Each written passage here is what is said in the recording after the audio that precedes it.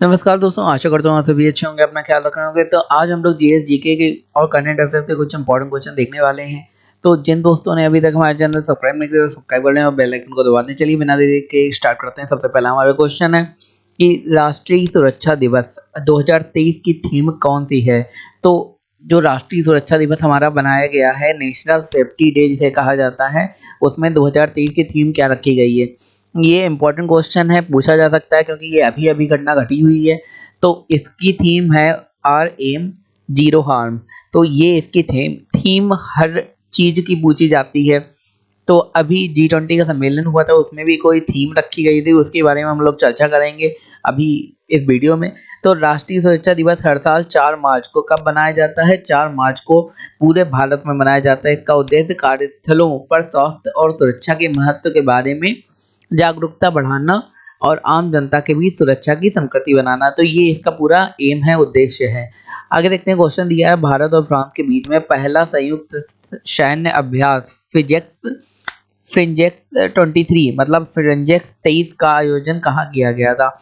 तो वो किया गया था तिरुवनंतपुरम। तिरुवनंतपुरम केरल की राजधानी है, साउथ में करा गया था। भारत और फ्रांस के बीच में पहला संयुक्त सैन्य अभ्यास।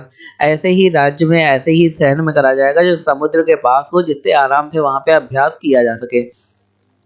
आगे देखते हैं, मेघालय के सीएम के रूप में लगातार दूसरी बार किसने शपथ ली? आज सभी को पता है चुनाव अभी थे इन राज्यों में। तो ये दूसरी बार कौन से सीएम ने शपथ ली है, ये हम लोग पढ़ने वाले हैं। तो कोनराड संगमा ये हैं जिन्होंने दूसरी बार एज अ मुख्यमंत्री मेघालय में शपथ ली है। आगे, बॉम्बे स्टॉक एक्सचेंज, इसका नाम आपने सुना ही होगा, BSE जिसे शॉर्ट में कहते हैं, किसके साथ मिलकर फिनिम पावर तो लॉन्च किया? इन्होंने फिनिम पावर किसके साथ मिलके लॉन्च करा है? तो इन्होंने यूएन वीमेंस इंडिया, ये इसके साथ मिलके, ये एक ऑर्गेनाइजेशन है जो यूएन के अंडर में काम करती है, मतलब यूएन की ही ऑर्गेनाइजेशन है। विमेंस, जो इंडिया की विमेंस है उनके लिए है। तो यूएन विमेंस इंडिया के साथ मिलकर बॉम्बे स्टॉक एक्सचेंज ने फिन एम्पावर करके लॉन्च करा है। आगे देखते हैं, ब्रीफ हिस्ट्री हम लोग देख लेते हैं। स्टैटिक जीके ये एक कॉन्सेप्ट है हमारा। तो इसके अंदर 2-3 क्वेश्चन इंपॉर्टेंट जो क्वेश्चन है वो देख लेते हैं। रणजी ट्रॉफी का संबंध किस खेल से है? तो रणजी ट्रॉफी कौन से खेल में दी जाती है? तो वो है क्रिकेट। निर्विरोध चुने जाने वाले एकमात्र राष्ट्रपति कौन थे? तो निर्विरोध चुने जाने वाले राष्ट्रपति जो थे, नीलम संजीवा रेड्डी। आपको पता ही होगा निर्विरोध का मतलब, जो भी मत हैं, जो भी जीतने के लिए मत जरूरी होते हैं, वो पक्ष और विपक्ष दोनों से ही मिल जाए किसी राष्ट्रपति को, और वो किसी व्यक्ति को, और वो राष्ट्रपति चुना जाए। नोबेल पुरस्कार प्राप्त करने वाला प्रथम भारतीय कौन है? वो है रविंद्रनाथ टैगोर। तो ये स्टैटिक जीके का हमारा पार्ट था, जिसमें हम लोग बेसिक 3 क्वेश्चन देखते हैं जो इम्पोर्टेंट है एग्जाम के लिए। आगे देखते हैं, नागालैंड के मुख्यमंत्री के रूप में किसने शपथ ली है? तो नेफ्यू रियो ने नागालैंड के मुख्यमंत्री के रूप में शपथ ली है। नागालैंड की कैपिटल आपसे पूछ दी जाए तो राजधानी है कोहिमा। आगे देखते हैं, हाल ही में जारी चुनाव लोकतंत्र सूचकांक में कौन सा देश शीर्ष में रहा है? लोकतंत्र सूचकांक क्या होता है? जहां पे लोकतंत्र सबसे अच्छा है उसकी एक लिस्ट जारी करी जाती है। तो उसमें डेनमार्क सबसे ऊपर रहा है। आगे देख लेते हैं कि कहाँ कहाँ लोकतंत्र है। ये रहा नॉर्थ अमेरिका, ये रहा साउथ अमेरिका। तो नॉर्थ अमेरिका में लोकतंत्र है, जैसे Canada, United state, Mexico. North America में भी काफ़ी सारी कंट्री में लोकतंत्र है। ये रहा हमारा इंडिया, यहाँ लोकतंत्र है। चाइना, रशिया में लोकतंत्र नहीं है। फिलीपींस में लोकतंत्र नहीं है। और ये रहा आयरलैंड। और यहाँ पे आप देख सकते हैं, यहाँ पे तो डेनमार्क यहाँ पे सबसे अच्छा लोकतंत्र है इस लिस्ट में जो आया है आपकी बार। बाकी ये नॉर्डिक कंट्रीज जो हमेशा हर चीज में टॉप में आती हैं, नॉर्वे, स्वीडन एंड फिनलैंड। आगे देखते हैं, राष्ट्रीय अल्पसंख्यक आयोग ने हाल ही में किस देश में फंसे हुए सभी भारतीयों को निकाला? तो वो कौन सा देश है? वो है लीबिया, जिसकी कैपिटल सिटी है बेंगाजी। अगर आपसे पूछ दिया जाए तो ये मिडल ईस्ट में एक कंट्री है जिसमें जो भी भारतीय फंसे हुए थे लीबिया संकट में, उन भारतीयों को भारतीय अल्पसंख्यक आयोग ये करता क्या है, ये बेसिकली अल्पसंख्यक जैसे मुस्लिम हो गए, क्रिश्चियन हो गए, उनके लिए काम करता है। तो इसने लीबिया से जो भी भारतीय फंसे थे उन्हें निकाला। आगे देखते हैं, हाल ही में भारत और किस देश ने अनुसंधान प्रौद्योगिकी पर समझौता ज्ञापन पर हस्ताक्षर किए हैं? तो अनुसंधान प्रौद्योगिकी में कौन से दो देशों ने हस्ताक्षर करे? एक तो उसमें भारत हो गया और दूसरा हो गया मैक्सिको। ये भी इंपॉर्टेंट क्वेश्चन है, अभी की घटना है, पूछी जा सकती है, इसलिए आप तुरंत लिखें। आगे देखें, किसने हाल में डाक विभाग का अनूठा cover go green grow organic जारी किया है? तो डाक विभाग ने एक नया कवर जारी करा है जिसका नाम है गो ग्रीन गो ऑर्गेनिक। और इसका मतलब क्या है, ये बेसिकली जो भी हमारा पर्यावरण पोल्यूशन हो रहा है, ग्रीन हाउस गैसेस जो भी निकल रही हैं, तो उनसे बचने के लिए एक नया कवर डाक विभाग ने चलाया है। ये काफ़ी अच्छी एक इनिशिएटिव है।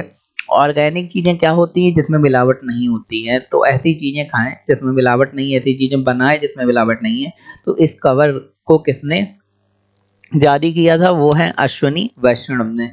आगे देखते हैं, हाल ही में किस राज्य सरकार ने इलेक्ट्रिक वाहनों की खरीद पर रोड टैक्स और पंजीकरण माफ करने का घोषणा करी? ये इंपॉर्टेंट क्वेश्चन है और ये पूछा भी जा सकता है। वो उत्तर प्रदेश की सरकार है जिसने ग्रीन पॉल्यूशन को बचाने के लिए, जैसे ग्रीन हाउस गैसेस हैं उनसे बचाने के लिए जो इलेक्ट्रिक वाहन है उसमें बढ़ावा दिया जाए, इसके लिए रोड टैक्स और पंजीकरण टैक्स जिसकी अच्छी खासी फीस होती है उसे माफ़ कर दिया है। तो आप देख सकते हैं कि रोडों में आपको इलेक्ट्रिक व्हीकल धीमे धीमे बढ़त हो रही है, धीमे धीमे लोग और चला रहे हैं। आप लोग भी चलाइए, इनिशिएटिव लीजिए। अगर आप लोकल में चलाते हैं तो इलेक्ट्रिक व्हीकल चलाना सबसे अच्छा रहेगा, क्योंकि उसमें आपकी बचत तो होगी ही, इसके अलावा पॉल्यूशन भी कम होगा। दूसरी बात, उसमें ज़रा बैटरी जो होती है वो उसका खर्चा आपको आने वाला है 4 से 5 साल में, तो उसका पूरा अपना कैलकुलेशन करके ही आगे बढ़िएगा। आगे देखते हैं, जो G20 के अभी सम्मेलन हुआ है उसके बारे में कुछ इंपॉर्टेंट पॉइंट देख लेते हैं। पहला है, when was G20 establish? G20 जो है वो सबसे पहले कब इस्टेब्लिश करा गया था? वो इस्टेब्लिश करा गया था 1999 में। ये आपको मैं पहले बता चुका हूँ। पहले G7 बना था, फिर G8 बना था जिसमें रशिया भी शामिल था। बाद में 2014 में जब रशिया ने क्रीमिया में एनेक्सेशन कर लिया, मतलब उसे जीत लिया, यूक्रेन से ले लिया, तो उसे निकाल दिया गया था, दोबारा वो G7 बन गया था। उसके बाद G20 बना दिया गया। तो G7 अभी है और G20 जो उसका विस्तारित रूप है जिसमें कई और देश लाए गए हैं। तो सबसे पहले 1999 में ये बना था। आगे, what is the theme of the G20 summit happened in India?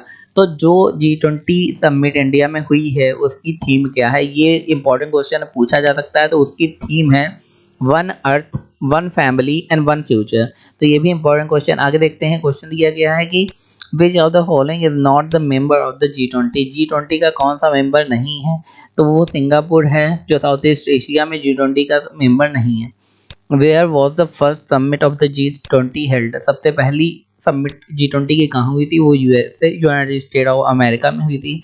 आगे, when will India held the G20 summit? तो इंडिया में G20 समिट कब हुई थी? 2023 में अभी हुई थी। आपको बताओ। आगे देखते हैं, क्वेश्चन है, हाल ही में नौसेना कमांडरों का पहला संस्करण किसने शुरू करा? तो जो पहला संस्करण है नौसेना कमांडरों का वो शुरू करा है राजनाथ सिंह ने। ये भी इंपॉर्टेंट क्वेश्चन है।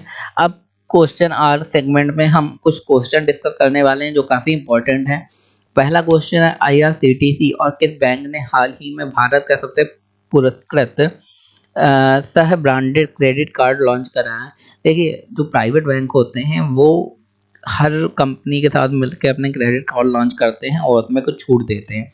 तो IRCTC ने, जो जाहिर सी बात ट्रेन के लिए है, तो उसने टिकट को बुक करने के लिए उसमें कुछ छूट के लिए HDFC के साथ अपना क्रेडिट कार्ड लॉन्च करा है, जिसे अगर आप लेते हैं तो जाहिर सी बात उसमें छूट मिलेगी। आगे देखते हैं, हाल ही में किस राज्य एडिनो वायरस नाम का एक नया वायरस? तो ये भी इंपॉर्टेंट क्वेश्चन, क्योंकि ये इसका भारत से जुड़ा हुआ है इसलिए और इम्पोर्टेंट हो जाता है कि एडिनो वायरस नाम का नया वायरस आया है। तो वो कौन से राज्य में है? वो पश्चिम बंगाल में है, जिसकी राजधानी है कोलकाता। आगे, किसने हाल ही में PM जन औषधि ट्रेन को हरी झंडी दी? PM जन औषधि क्या है? जो जेनेरिक दवाइयाँ होती हैं, आप चाहें आप भी जैसे कॉस्टली दवाइयाँ होती ब्रांडेड, उसकी जगह जेनरिक दवाइयाँ ले सकते हैं प्रधानमंत्री जन औषधि केंद्र में जाके, वो सस्ती मिलती हैं काफ़ी। तो किसने हरी झंडी दिखाई है उसे ट्रेन को? वो है अश्विनी वैष्णव ने। तो ये काफ़ी इंपॉर्टेंट क्वेश्चन थे जो आपको याद रखने चाहिए। तो ये रहा हमारा आज का पूरा डिटेल जीएस जीके का सेगमेंट। आगे की वीडियो देखने के लिए हमारे चैनल से जुड़ जाएं। धन्यवाद।